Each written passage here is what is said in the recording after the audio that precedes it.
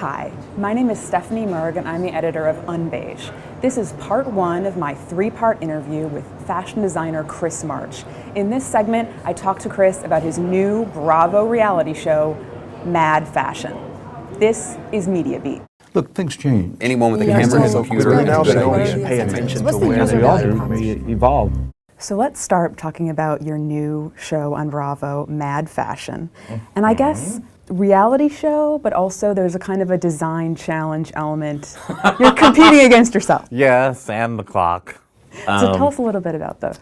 Well, on each episode, we have a client, and the show focuses on me and my workshop and how we put together an outfit for that client every week, and then they usually have like some spectacular event that they need to wear it to. And so there's a final reveal at the end when they burst through the door if they fit, hopefully, and show everyone this outfit and, you know, hopefully get lots of press and Page 6 and stuff like that. So it's really fun. And there's kind of a range, you know, you would expect some of the more crazy events, but there's also, you know, there's also some establishment type events. Give us the idea of. Well, we made some things that are a little bit more like in the classic fashion vein, but we also made some things that are a little more crazy, like an outfit for Jennifer Coolidge for Mardi Gras. So that was really fun. Some of them are a little more wild, some of them are a little more tame, but all of them have their fun parts. You mentioned that you sort of get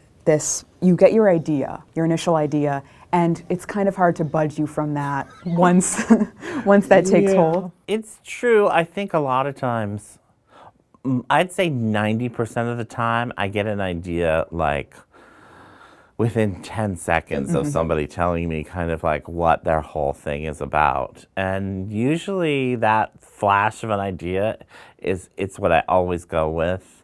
It might change slightly, but in general, that's pretty much it.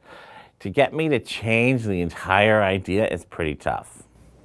And one of my favorite things about the show is that it's filmed in this glorious open studio, and your team is there with you, and sort of you're interacting with them. There's a lot of back and forth. Tell us a little bit about who that team is.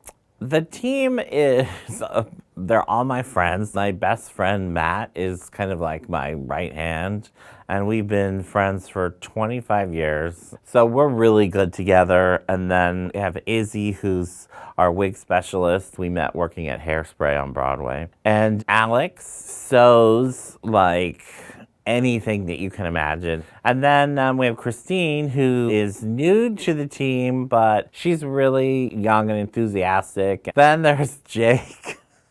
Who's your assistant? Jake, my 21-year-old assistant. Having a 21-year-old around, boy, it reminds you of some things that you forgot about. It's pretty funny. Well, it's a great crew.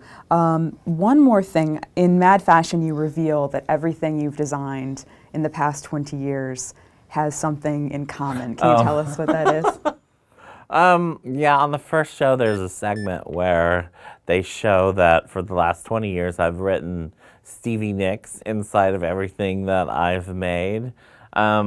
It's just a little idiosyncrasy of mine. I'm a huge Stevie Nicks fan, and I started doing it a long time ago, just kind of like out of frustration. Like I just wrote her name in it, like maybe she would help me with this thing. And it's just a little superstition that I have now, and so I've been doing it. I can't even count how many thousands of times I've probably done it over the last 20 years. And have you ever had any contact with Ms. Nicks? No, I haven't. I've come close. But well, we'll put it out there in the I ether. know. Stevie Nicks, I think you need a Chris March design. I told them that on the set they were not allowed to surprise me unless it was Stevie Nicks. I said that I'm fine with. All right, great. Thanks, Chris. And in our next segment, we're going to kind of rewind to where we all first, I think, encountered you, a lot of us, at Project Runway.